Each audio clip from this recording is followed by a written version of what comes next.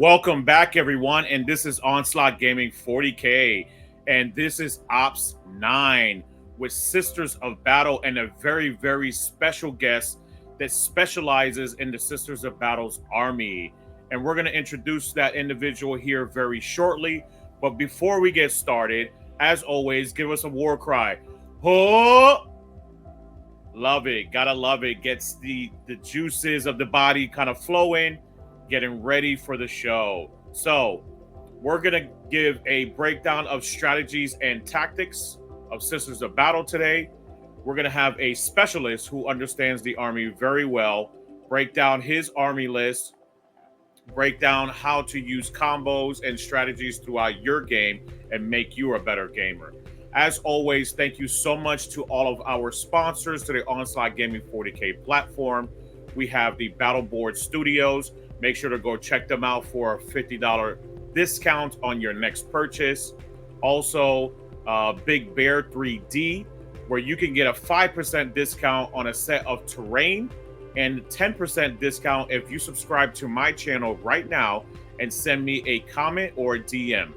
All right. And also, we have Baron of Dice, where all the dice in the world, very beautiful, made by resin, some of the greatest dice that you could ever own. And finally, to our best and favorite sponsor, all right, we have Art of War. Art of War is always been a part of the Onslaught Gaming 40K family and a sponsor to us. Thank you very much to Art of War for all of the support that they give us to our events and on the show. Make sure to go check out their content to up your game. Now, let's get started. We're going to introduce the new interviewee. Bring him in. And we have Mr. Go ahead and introduce yourself if you don't mind. My name is Douglas. You can call me Doug. A lot of places online, I go by Anime Squirrel. So if you see me in the chat anytime, Anime Squirrel, that's me. Making silly comments or making fun of some of your other guests. I love it. I absolutely love it, brother. Yeah, I've seen you a couple of times. There we go. We got you back again. All right. Yeah, no, obviously, I've seen you a couple of times in the chat. I knew it was you making fun of people. I absolutely love your comments. Make sure to continue to do that and make fun of Thomas every single time. Every single time. So thank you very much, brother, and welcome to the show, man. Great to see you and finally to have you on. It's great to be here. Absolutely. I'm excited to talk about my favorite army. Yes, and I'm excited for you to talk about your favorite army so we can all learn, right? So I can learn how to beat your army a lot better, and people out there can learn how to play the army a lot better. Mm-hmm. Yep. So as always, we'd like to start off with an introduction and a background. Tell us a little bit about yourself and how you got started with Warhammer 40K. So it started around, I almost say about the middle of 8th edition, around, I believe, either before or after the Tyranids Codex came out. A couple of friends of mine, one of them being Thomas, we started getting into lore videos. And we were learning, like, there's the game around it, and there's miniatures and all the cool things you do, building, painting, actually assembling an army and playing. So one day, Thomas and I decided to go down to our local game store and make our first purchase. And he bought his first box of Tyranids, and I bought my first box of Tau. Oh, wow. Yeah. So Tau was actually your day one first army, huh? Yes. Okay. And the reason behind that was Sisters were still in metal at the time. And they were very expensive for metal models from what I was told and from what I saw. And the rumors were still hot and heavy about a line refresh. It was just a few weeks after that, I think it was officially announced they were going to do a line refresh. So I didn't want to walk away empty-handed. You know, my best friend starting the hobby, I wanted to start too. So the shopkeep suggested, look at what's on the shelf and find what looks the coolest to you that you would want to build and put on the table, and start from there. and I'm a huge weeb. So of course the little Gundam guys attracted me the most. All right, all right. No, thank you for that introduction. I appreciate that, and I know everyone is listening appreciates that as well. So recently, you've been leveling up your game with sisters and playing a ton of games. Can you give us a breakdown of what you've learned and what your list looks like and might have changed as of recently, especially since we have the Pariah Nexus? Maybe give us a little bit, a synopsis of how it changed from Leviathan to Pariah Nexus now and what you're seeing in your current list. So in Leviathan, I was gung ho for 3 castigators all the time. I started every list with 3 castigators. It's one of my favorite models. It was a good multi tool. It could do a little bit of everything, and I felt it was a good core to my list. And then I usually built in a bunch of battle sisters, 10 girl squads running Melta gun and a multi Melta, and usually I would throw in Celestine and some Seraphim. Celestine's my favorite character in the entire lore, so of course I try to fit her in where I can. And then Morganval and a set of Paragon Warsuits, because she just kind of, in that combo, runs the table wherever she wants. She's the tip of that spear that goes where she wants, and if you're in her way, you won't be for long. And that was kind of the core of how I built my list. It's changed a little bit since then. I remember the St. Catherine was big back then too. Yeah, so I played around a lot with the Triumph of St. Catherine. That's one of my only models that I have fully painted, and I love that model. My favorite part is the base that you can't see because all the models on top of it.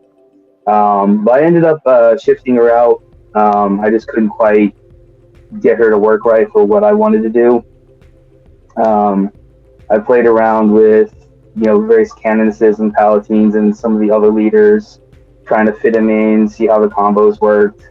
But a lot of them ended up going by the wayside because they either weren't very good or they weren't point sufficient, or I couldn't quite get the nuances to work out. But castigators were the old reliable. How are they doing now? So how are your castigators? How are all of your units doing now? So the castigators, their main will change. So they have 2 main gun options on their turret. They have the castigator battle cannon and the castigator auto cannons. And previously, before the codex, the battle cannon would give you rerolls to hit against monsters and vehicles, and the auto cannons would do the same for like infantry. And there was a difference between the auto cannons being strength 9 and the battle cannon being strength 10. The AP and the damage was the same. So, with monsters and vehicles still being pretty prevalent from what I've seen, I always went with the battle cannon.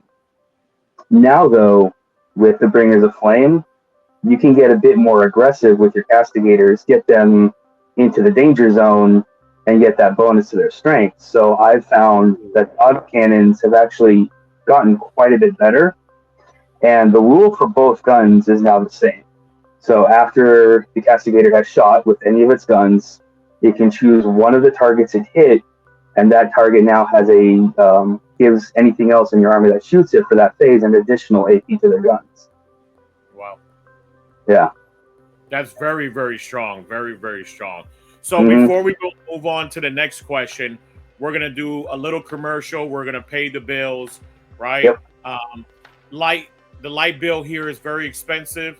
So peoples, if you're listening, Douglas, give us 1 minute. We're going to jump into this commercial and we'll be right back. You got it. Turn this into an epic display. Hey everyone, I'm Lee the 40K Nomad, and this is my battle board in a box. The only display board you are ever going to need, and it will take care of all your armies. Let's open this thing up and show you how it works.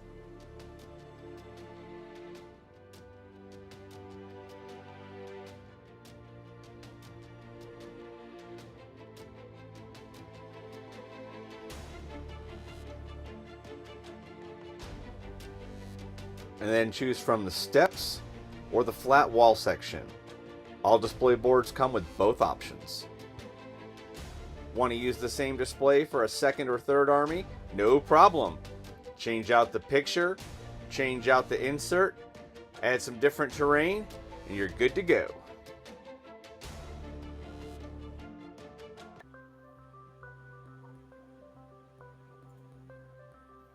All right, thank you everyone, and we are back. So we just made sure we played that commercial. Make sure to go check out Battleboard Studios. You get yourself a $50 discount on your next purchase. So, Douglas, back to you, good man. Yep. We're going to go ahead and break down your army list. And for everyone else that's watching, right, I have this in the paste bin where you can go check that out on Pastebin online. I'm going to put that in the YouTube description section. So make sure to click on there and see what you might like from Douglas's list and how it might help you with your strategies and tactics. And he's going to break it down right now. Mm-hmm. All right. So we're going to go to a complete and full army list view. All right. So this list is called More Stuff. And go ahead and break it down for us, Douglas, if you don't mind, please. Well, the title comes because, and Thomas will attest to this, is I always complain that I just don't have enough stuff. So this list has been about trying to get as much stuff as I can. Got it. Yep. I'm a little bit short on points, just shy of 2,000, but that way I can play around with things later, have a little bit of that wiggle room.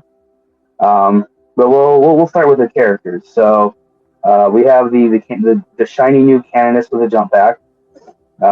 She is really good. She's a Canoness. She's got 1 wound less than a normal Canoness on foot, and doesn't have the fancy Rod of Office or anything like that. But she does have that new ability that reduces the cost of a command point by 1.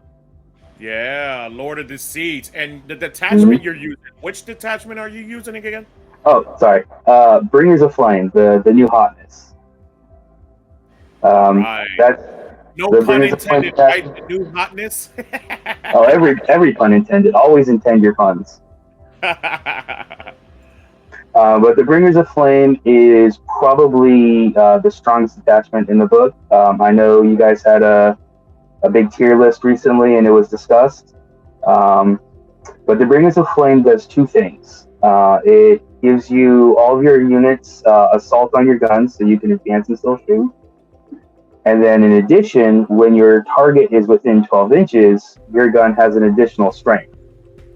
So you can start hitting some of those breakpoints with some of your guns. Wow, gross. So advance and shoot and +1 strength. Yep. It can get pretty nasty. So then your Melta guns are going from strength 9 to strength 10. The battle cannon on the Castigator I mentioned earlier becomes strength 11. The auto cannons now hit that strength 10 like I liked for the battle cannon.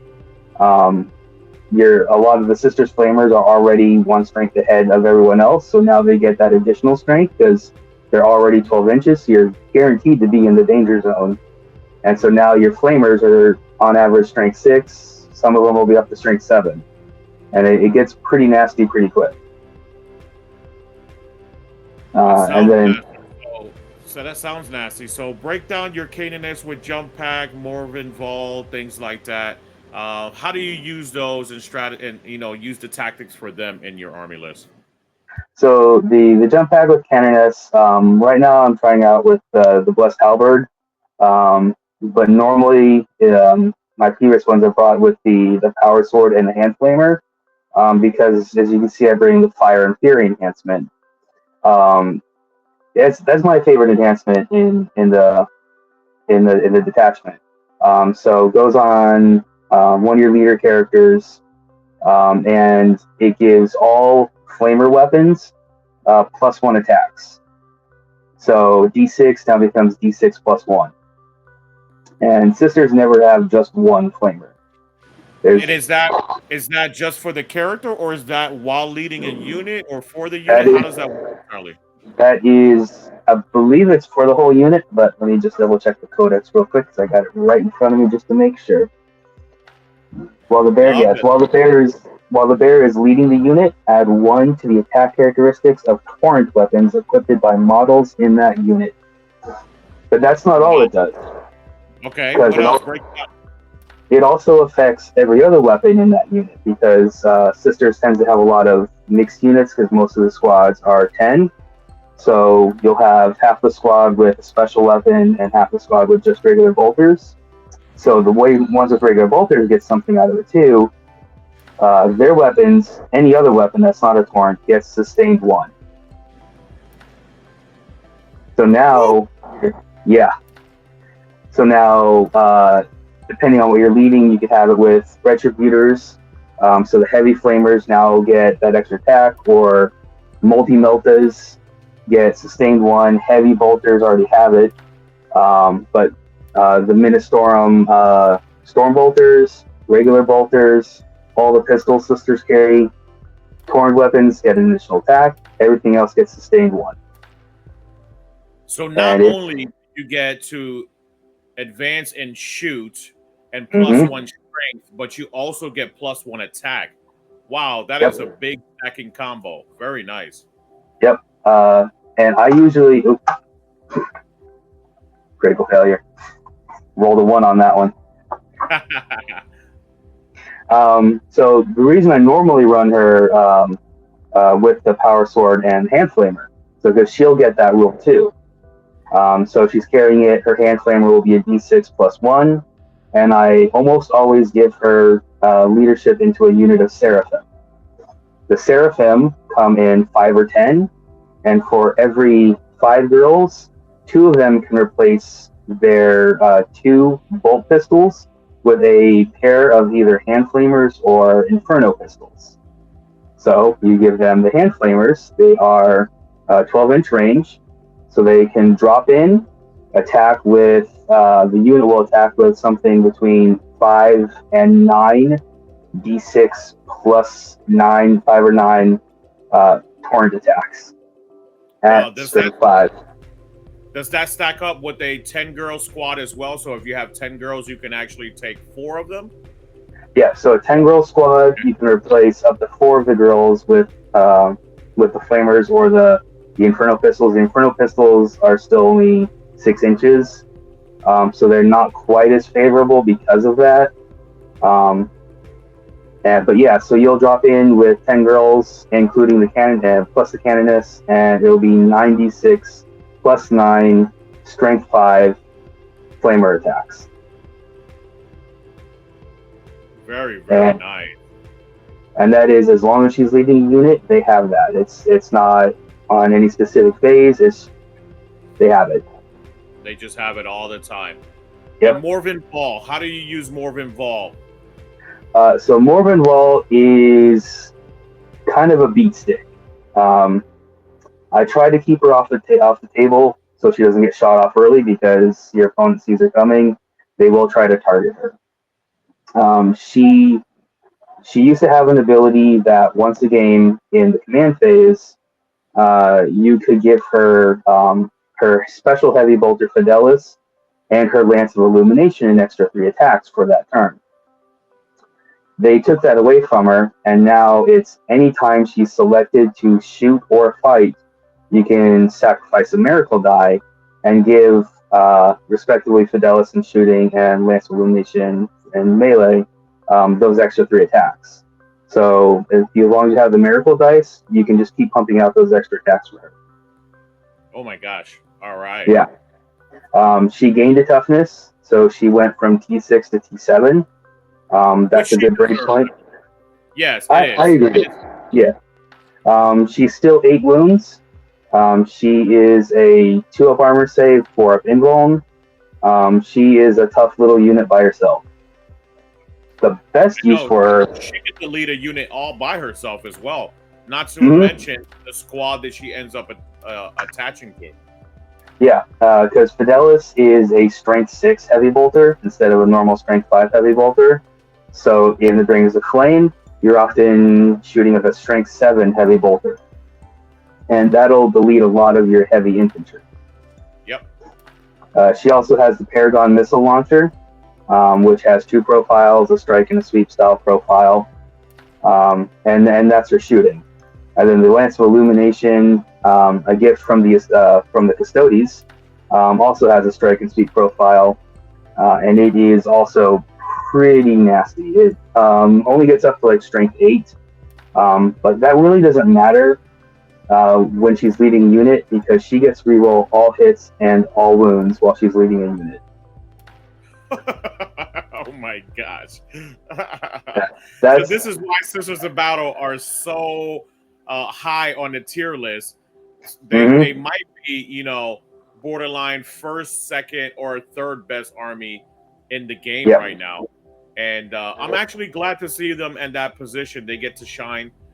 It's been a very long time since they've had that opportunity. So, and you have them attached to a unit down here? Yep, a unit of Paragon Warsuits. So deep in the list, I'm currently running 2 units of Paragon Warsuits. Both of them kitted out very similar. One unit has the grenade launchers and the multi-meltas. Both are very similar profiles, with being strength 9, some AP. The grenade launchers have a flat damage.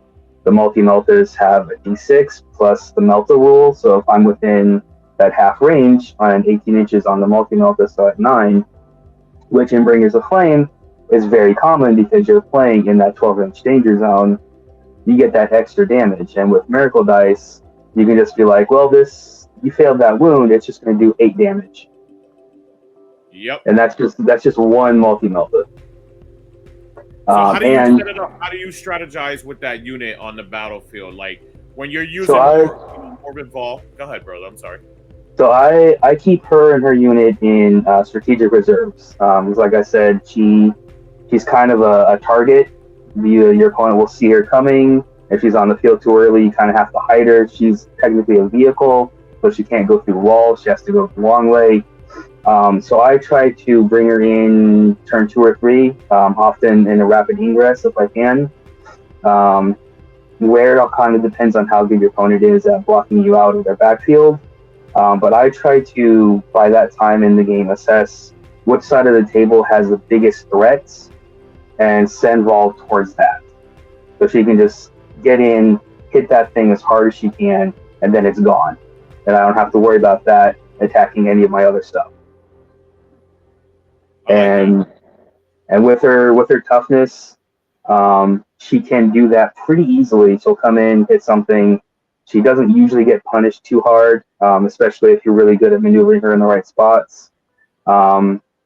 Oftentimes, I'll try and shoot at something behind a target that I'm close to charging.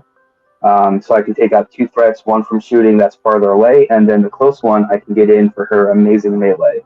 And in one turn, just take out 2 big things like that. Thank you for that breakdown on Morbid Vol.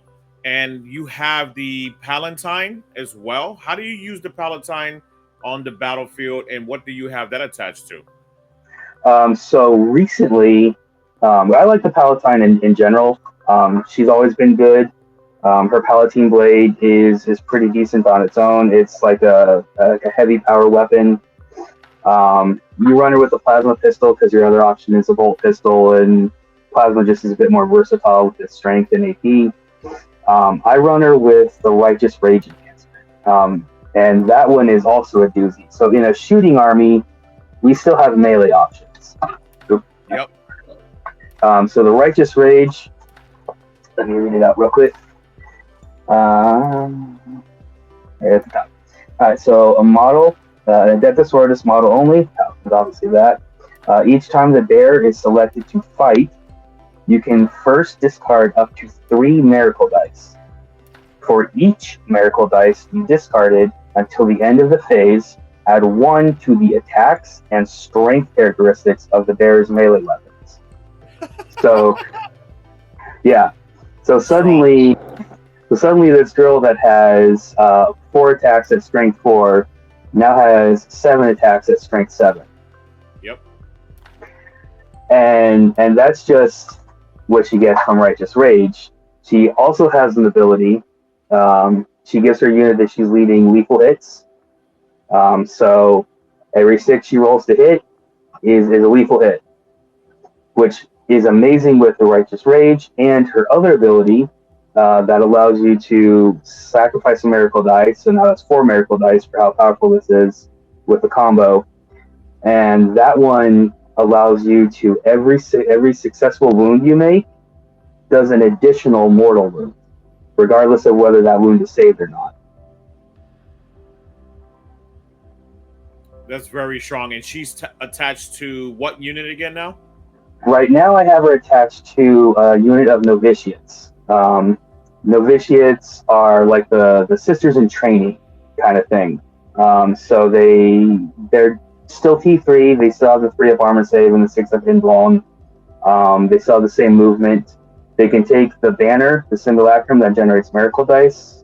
They're 1 of 3 units that can take that, but they infiltrate. And so you attach her to that unit, and now she can infiltrate. And she can just go to a place, and you can use her aggressively, or you can use her as a counter charge. In addition, the novitiates give their unit +1 to hit, reroll 1s to hit, and if your target is on an objective, you get reroll all hits. Which is what you want to do anyways, right? You want to start off infiltrating and try to pick off units that are on an objective, right? Not so most of the time that you start off the game are things on the objective, right? Because most things are in their deployment zones. Yeah. But that first turn is usually like that setup. Yeah. Yep. And so you now have the Palatine that we just discussed, as strong as she is, getting reroll 1s, potentially reroll all hits with that amount of potential damage. Yes, and the amount of attacks as well, and lethals on top of it, stacked on top of it. So how do you play it out throughout the game? Do you usually position them, you infiltrate them, and then just hold them back into round 2 until your opponent starts coming out? Do you go super aggro with them? How do you use them throughout the game? I like right now to use them as a counter charge. At least the games I've played, a lot of times the center is the part of no man's land everyone kind of wants to go for. Because you control the center, you can easily shift one way or the other depending on where your opponent's going. It's easier to try and control the board.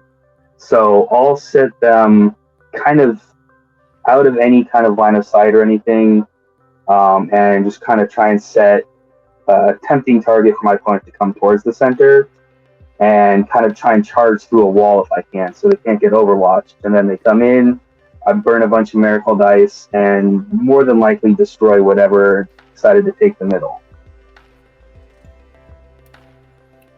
Great breakdown. And I see that you have the Triumph of St. Catherine as well. Yeah. So not only was that unit good in Leviathan, but also good on this one, huh? And we're going to show ourselves real quickly so they can continue to see our beautiful faces. But go ahead, break that down for us, please. So the Triumph, as good as she was in Leviathan with the new Codex and in Pariah, she is much better. She went up to 190 points. I believe she was 160. But she's probably cheap. I view her right now as an auto-include. Really? She still has the 6 different relics. You get to choose 2 at the start of the battle round. So whether you're going first or second, at the top of the battle round, you pick 2 relics. Everything in your army within 6 inches of her gets the benefit of those 2 buffs. And the buffs are pretty good. There's you get what did I remember that? There's some movement buffs, which are really good in Bringers of Flame because they like to advance and charge. So you get, or not charge, they like to advance and shoot. So you get some extra movement, some extra advanced movement. You can have a 6-up Feel No Pain, and you're already talking about things with 3-up armor saves, a 6-up invuln, and now they have a 6-up Feel No Pain within the Triumph's range. Yes. She also acts as a mini Army of Faith. The Army of Faith is the one that gets to use 2 miracle dice per unit per phase instead of 1. she has that buff. So now, you know, you have a 6-inch circle of everything gets to use 2 miracle dice per phase. So you've just taken one of the best rolls in the game, and now you've doubled its power. She also... do you keep any units? Do you take advantage of those abilities? Oh, yeah. Especially when I start to dig in, my opponent starts to dig into me, I'll start maneuvering, and I really like the 6-up Feel No Pain. It saved me quite a bit. My last game with Thomas, it prevented him from killing one of my tanks for a turn, because I was just able to get just enough 6s that he couldn't finish it off that turn, had to finish off the turn after. And that, you know, that buying you time allows you to complete more missions, maybe kill some more enemy models, and just be able to do what you want to do just a little bit longer.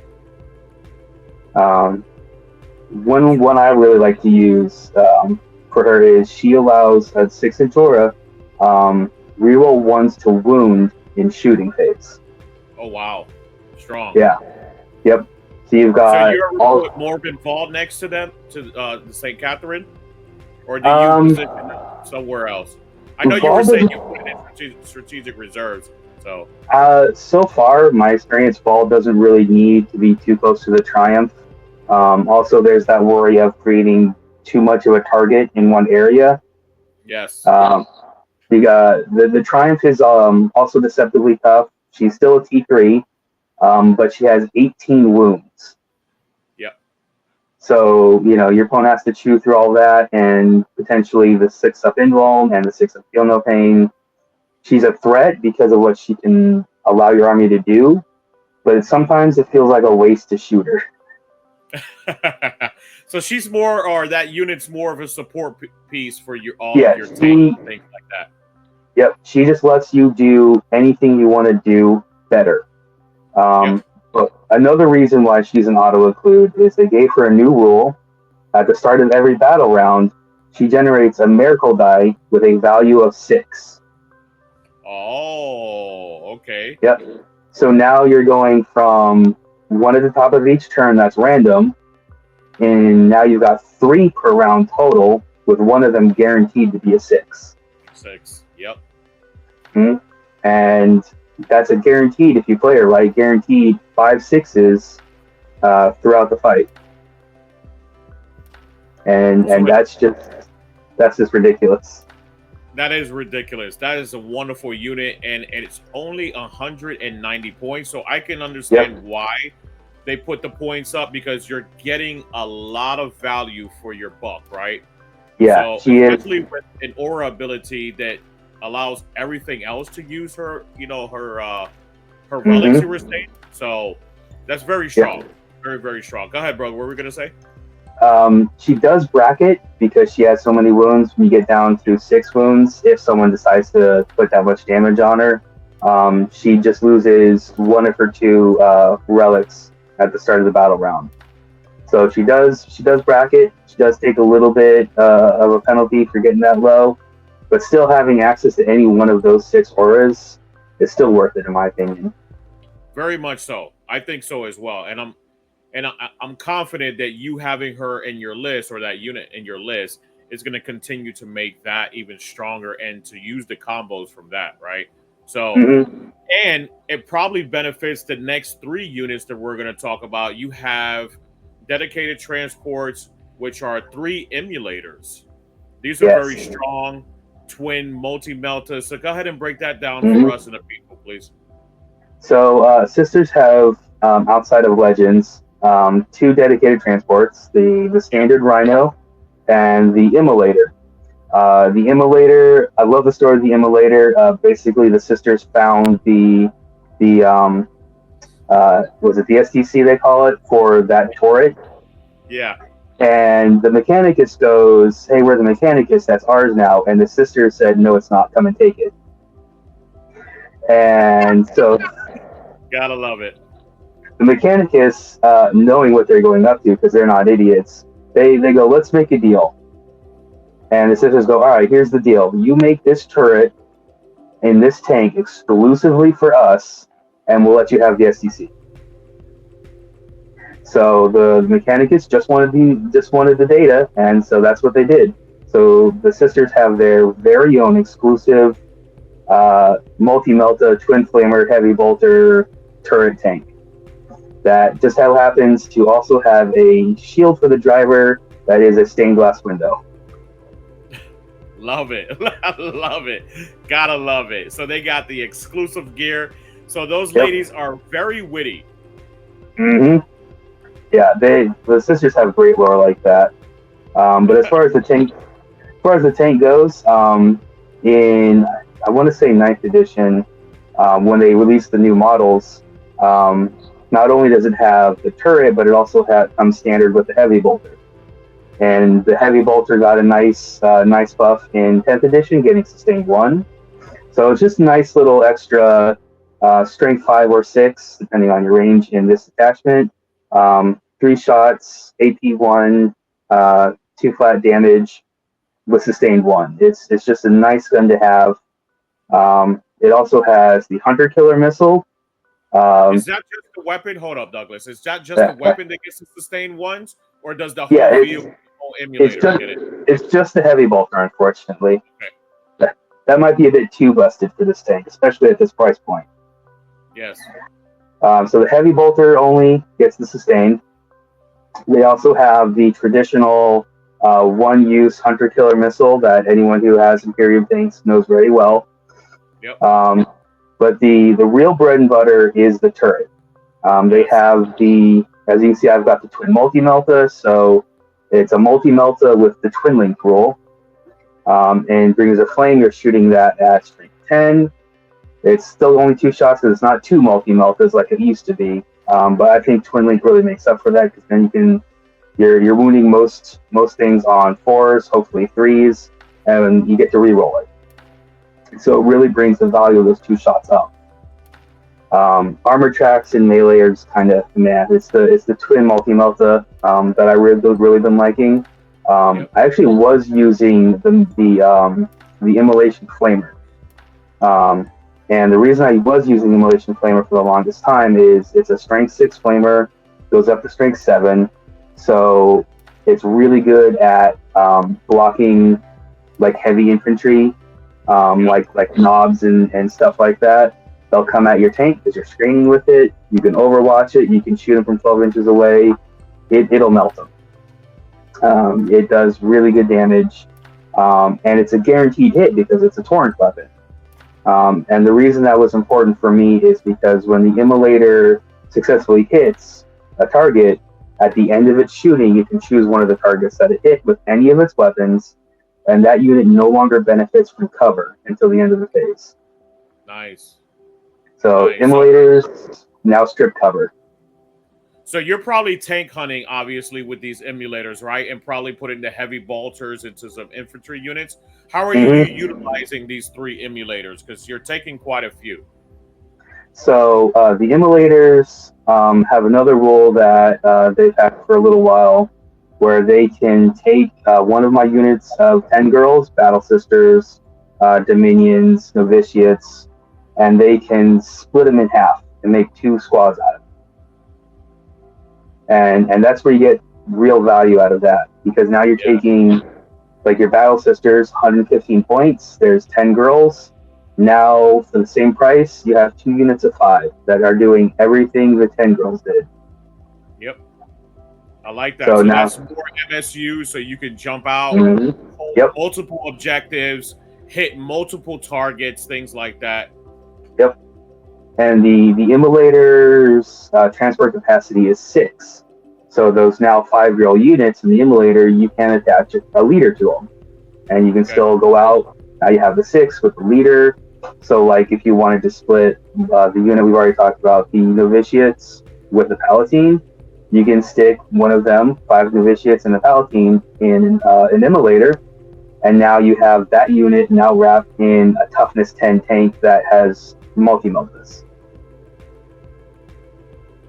Strong, very strong. And I know everybody in the meta right now is taking a few emulators. So yeah, I've been seeing a lot of lists recently. I've seen the lowest I've seen is 2, but most lists I've seen take at least 3. I mean, they're great for their value, right? So Yeah, it's 115 points. It's the same cost as Battle Sisters and Dominions, and we'll get to those in a minute. Yep. So next up on the docket, you have Castigators. You have two units of Castigators, actually. You want to break that down for us before we jump into the Dominion squads? Yep. So as I said earlier when I was talking about like my Leviathan list and how I will build, it took me a while to get to this point, but this list is called More Stuff, and I had to figure out how to bring more stuff. So I ended up sacrificing one of my Castigators to bring another unit of Paragon Warsuits, and we'll talk about my second unit of those in a minute. But early in the Codex, I was reading some theory crafting from some other players on the Sororitas subreddit, and they were wanting to test out the now difference between the battle cannon and the autocannon, since the rules changed to give that additional AP instead of the rerolls, because now you can get a bit more aggressive with the autocannons, because the autocannons are 4 attacks, rapid fire 4, 48 inches. So at 24 inches, which is easy to get to, is a guaranteed 8 shots. Yep. And when you hit that 12 inches, it's now up to strength 10. So it's 8 shots, usually at strength 10 if you're playing it right. 1 AP, potentially 2 if you've already shot with one of your other Castigators. Flat 3 damage. Ooh, flat 3 damage. Woo! So you can really delete those elite units, Terminators without storm shields, things like that. Yep. You can definitely, destroy a lot of knobs, mega knobs, things like that. Yep. So this has some high value. And the autocannons also have, and this is something I've caught myself forgetting when I first started switching to them, is the autocannons have twin link. Oh wow. Yeah, so you're re-rolling those wound rolls. So the autocannons, Castigators, you can afford to venture forth a little bit, be a bit more aggressive, because you want to get in that 24 to 12 inch range for the guaranteed 8 shots and that extra strength. So this is a Castigator you don't have to have being babysat by the Triumph to get that reroll once to wound, if that's what you want. Yep. I'm still running the second one with the battle cannon, because the battle cannon is still the battle cannon. It's still strength 10, 1 AP, D6 plus 3 shots, blast. So it's really good. You can hit those high toughness targets with the strength 10, possibly 11. And if you need to shoot into some infantry stuff or shoot at some screens, you've got the blast to get the extra shots for that as well. Yep. So what was your thought process on taking one of each instead of taking maybe double autocannons or double battle cannons? So when I had 3 of them in the list, I was actually running 1 battle cannon, 2 autocannons. Because I had, the reason for the battle cannon is it's also a 48-inch gun. It's already at strength 10. It doesn't necessarily need to be as aggressive as the autocannons to get that to that break point. So it can sit back. I can angle it to shoot one of the big targets that the other Castigators are going to go for, and get that long-range, safe, additional AP for my other Castigators, or my Immolators that haven't shot to strip its cover already, so I can start getting additional AP and stripping cover and just really hammer down on something from a safe distance. Okay. Great thought process. Yep. So you have the 2 Dominion squads, 2 of them. Yep. How are you using these Dominion squads, and are you attaching them to any characters? Are they just running by themselves, and how are you using them on the battlefield? They are running by themselves right now. I run them, both of them the same way. They both have the simulacrum, which now, if I'm on an objective I control, at the end of my command phase, I can roll a die, and on a 4-up, that die now becomes a miracle die. So it's not guaranteed to be a miracle die, but if I do get one, it's a 4, 5, or 6. And those are the most useful ones. Yes, that's the ones you want, right? You don't want any 1s or 2s. The ones and twos are more useful than they used to be because you can sacrifice them for Vol, or you can sacrifice them for the Palatine.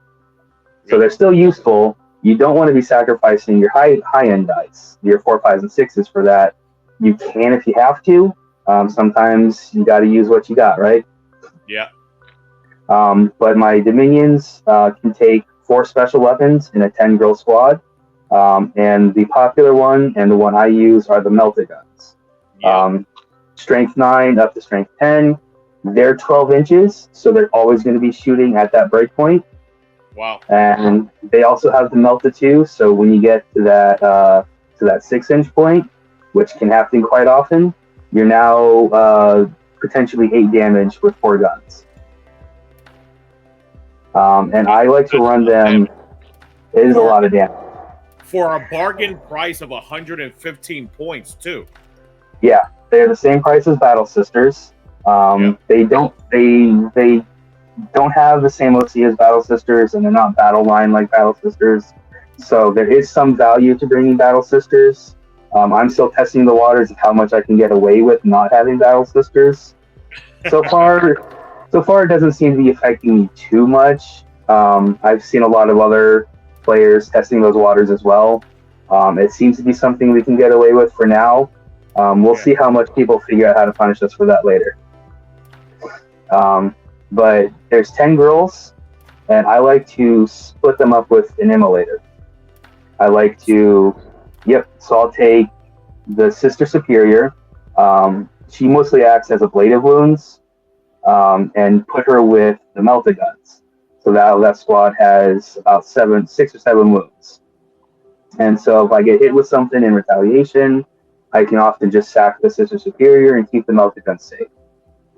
And that usually goes into one of the immolators. So now you've got this unit that wants to get close, wrapped in T10, that can move 12. It can now scout, because Dominions scout. Dominions are a big reason, I think, why Sisters are so powerful. You look at other lists online. I've seen Nick from Art of War. He likes Dominions a lot. I think they recently did a tier list, and Dominions were on it. Dominions are kind of busted. I think I said it in your tier list the other night too. Dominions are busted. So they scout. You put them in the immolator. They go where they want. And then there's all kinds of interactions with stratagems. The Bringers of Flame have 3 separate stratagems for transports. Wow.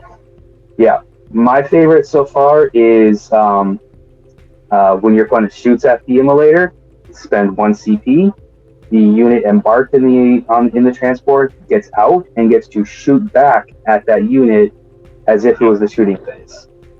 Yep. So now you're getting yourself in that danger zone. You're getting that bonus to strength.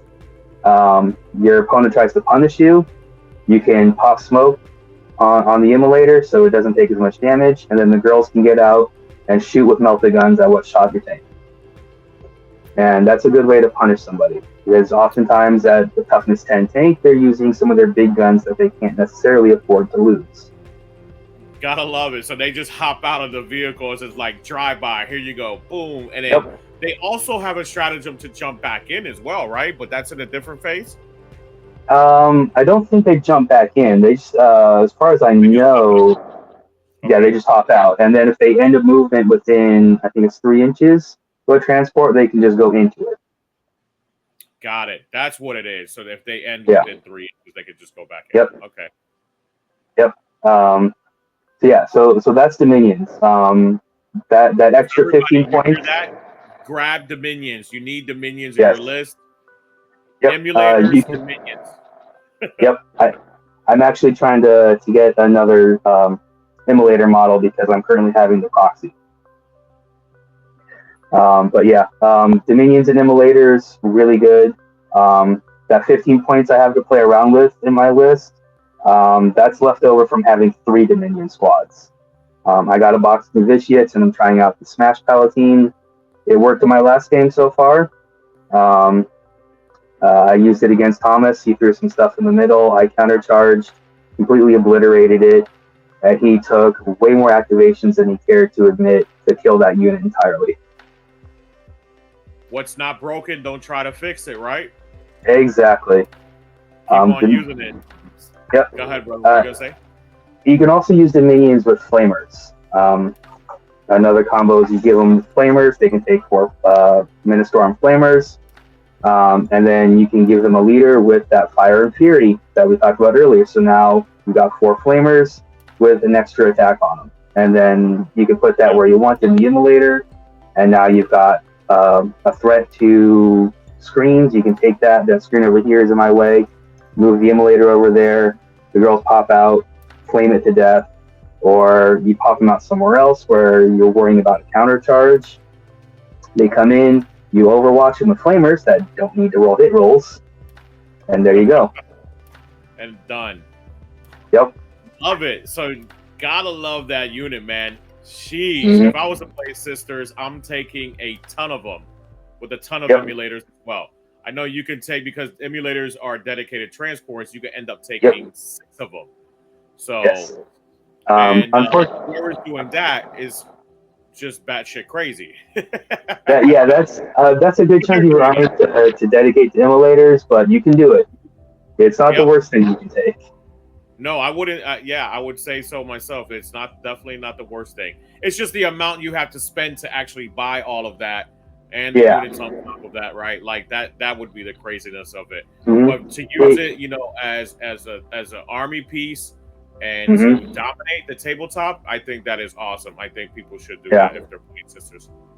At first, it almost seems like a tax to take the immolator to split the unit, but immolators are so good, you probably take it anyway. And so it's just benefiting all around, because now you've got that armor with its weapons and the ability to strip cover, and it moves 12, and now it scouts because you've got the minions in it, and it goes. And then you have the other 5 girls that can do things like hang in the background and prevent deep strikes or control backfill objectives, doing missions, anything you need them to do that you don't want your good shooting guns to have to do. That's right. That's right. And speaking of good shooting guns, you have the Paragon war suits. 2 of them, actually, 2 units of them, which one of them, I believe, are a bodyguard for Morven Vol as well. Yes. I used to run just the one unit, affectionately called Volguns, like Gundams, Volguns. Yeah. Volguns, okay. Because the Paragon war suits are also affectionately called Nundums. So Volguns, Nundums, that little joke. Yeah. But they got much better. They got a points increase, but I think it was worth it. They used to be, in my opinion, very overcosted. They were T6, which is not bad, but at 4 wounds per model, it was kind of iffy to me. But you would still bring one, you would combine them with Vol, then she would get all of her rerolls. They would still get the rerolls because she gives that to them. And Vol would have her once a game ability that's now anytime you select her to fight or shoot, she can stack Miracle Die and do it. But you would run them with kind of like a spear tip. That unit would go somewhere, point at something, and that something would die.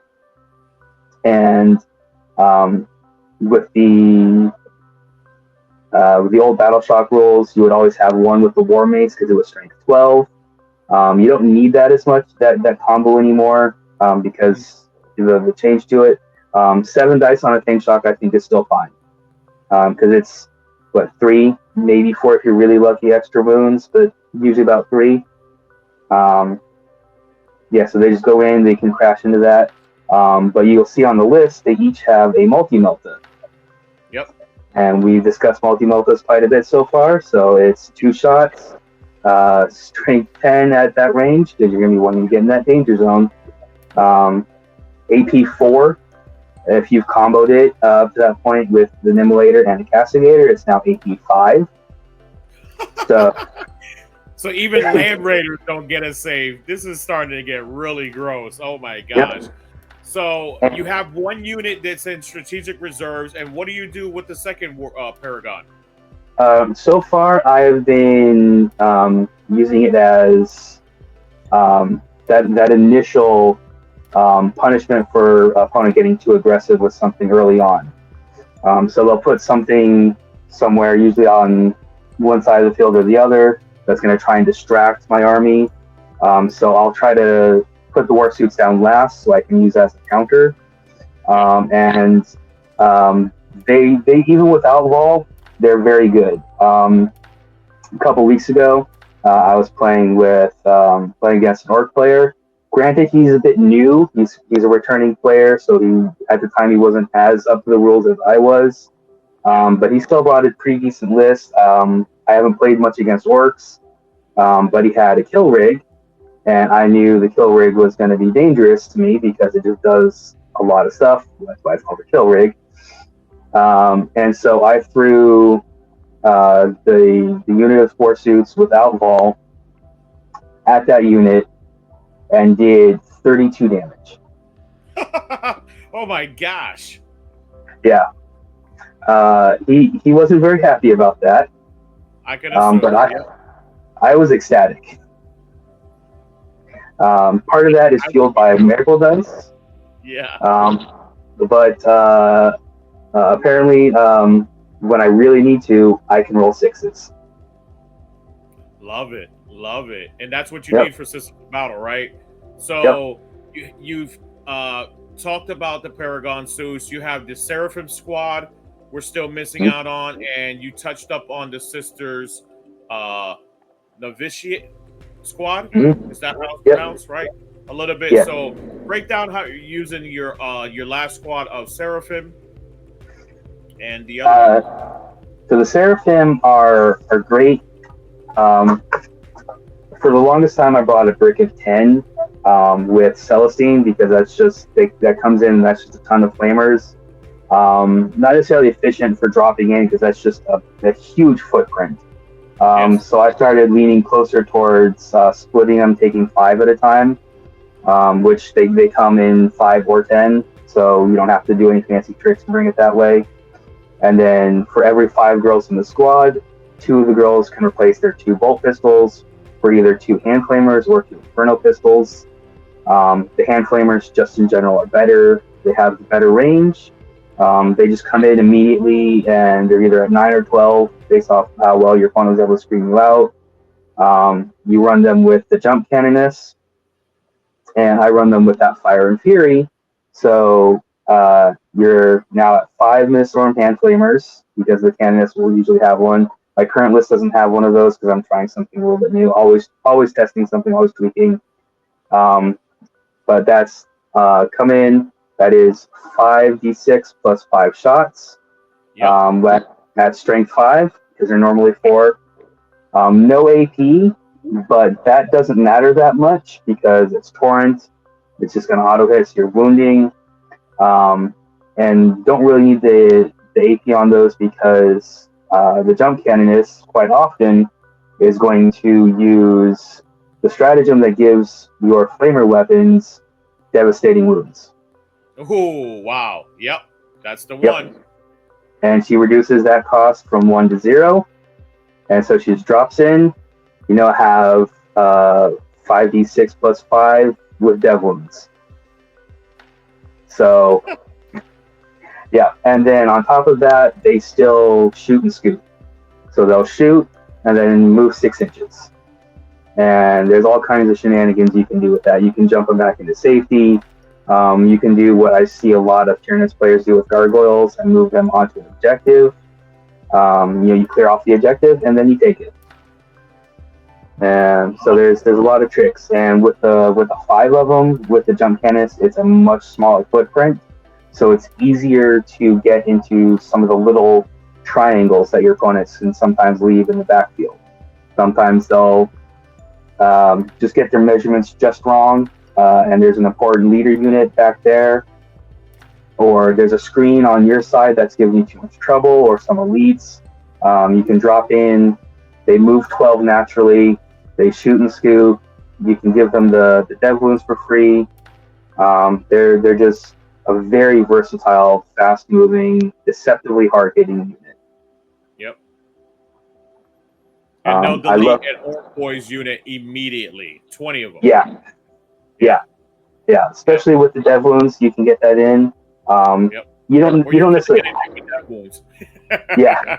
And especially if you can get them in near the Triumph, because then there's a possibility of rerolling once to wound. Oh my gosh, yes, you're right. Yeah. So there's a lot of combos you can layer. Like sisters love to layer their combos and get to some ridiculous places that don't really seem like they should be getting. Thank you, brother, for a very concise breakdown of your list. That is actually very amazing. Hopefully, it brought a lot of value to individuals that are listening and watching right now, right? That was a whole lot of information. I feel like I understand the army entirely. I might just go ahead and get me a couple combat patrol box sets and start playing them myself. So, so just to wrap this up, any acknowledgments, any shout outs, or people you'd like to thank for their support or contributions to your recent success? There's a couple people personally in my life. Obviously not to toot your horn too much, but you are one of the people that I really enjoy having in this hobby. I follow you around to a couple different stores just because you're you. Played at some of your tournaments at one. The big COVID happened, everything just kind of quieted down. I heard you were going to this other store. I'm like, oh, I would like to rejoin his gaming group. And you fostered a really good community that I really do enjoy being a part of, even though I'm not always the best at participating in communications, just because I'm just that kind of person. Yeah. And then the guy who I call my best friend, Thomas, he and I got into this together. Sometimes he kicks me or brings me to things kicking and screaming. I always enjoy it at the end. He's the extrovert to my introvert. Nice. No, thank you for all the kind words too, brother. Much love as well. And you've always been a very treat. And honestly, for any of these really pick-up practice games that I play, right, you have always been the most scariest, especially playing your sisters. And I always tell people stories about how you used to roll my corn blessing dice, and I'm totally convinced that you are endowedly blessed by Corn himself, and you're gonna have one of those booklets where it has a picture of Angron in it, like you were telling me before. So like the memes of Wolverine and things like that. So no, thank you for all the kind words. Much love. I appreciate you for that. And shout out to Thomas. Yep. He's a great guy. He's above my skill level, mostly because he just plays a lot more than me. But I like to play against him. Even if I don't think I'm going to win, I want to see how good I can do against that. How much I improve. Better. He's really good at, especially in our last game, I made a couple of really big mistakes in the beginning that did end up costing me a lot of points and cost me the game. And he punished me very quickly for those two mistakes. And so I almost immediately knew not to do that again. I started immediately going, all right, I did that wrong. What can I do differently next time? That's right. Don't do it again for starters, right? And then there's one other person. I don't know him. He's a YouTube channel that I watch. He specializes in sisters and gene stealer cults. It's a British name. I might pronounce it incorrectly, but if you don't mind, his name is Christian von Carmian. Okay. And he puts out a lot of really good videos. He gives out not just this unit's good, but this unit's good because these reasons, and here it is compared to other units, and why you might consider going either or. He does, like I said, he does Battle Sisters and Gene Stealer cults and a little bit of Drakari. Well, you're going to have some great content because this is your show today, right? So now you're going to be able to drop that same level, if not better level of content on Sisters Battles very, very soon, right? So this is going to go out public on a particular date at 8 p.m., usually on Tuesdays when I drop the Ops series. So thank you very much to you for being a part of the show and your own show and bringing your value to everything you do. So as always, since this is an educational show and where we're talking, previously behind closed doors, where we're talking about if you have a secret, like a secret tactic or strategy that you can divulge to the community. So for everybody that's been waiting for that, there's going to be a tidbit that Douglas is going to break down to everyone.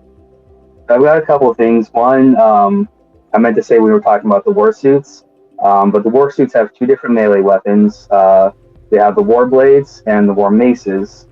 And in my last game, I really wanted, after fighting something, to bring the maces. The maces have one less attack, one less AP, does the same damage, but is strength 12 versus strength 8. Nice. And the war suits, when they're attacking monsters and vehicles, get +1 to hit and wound.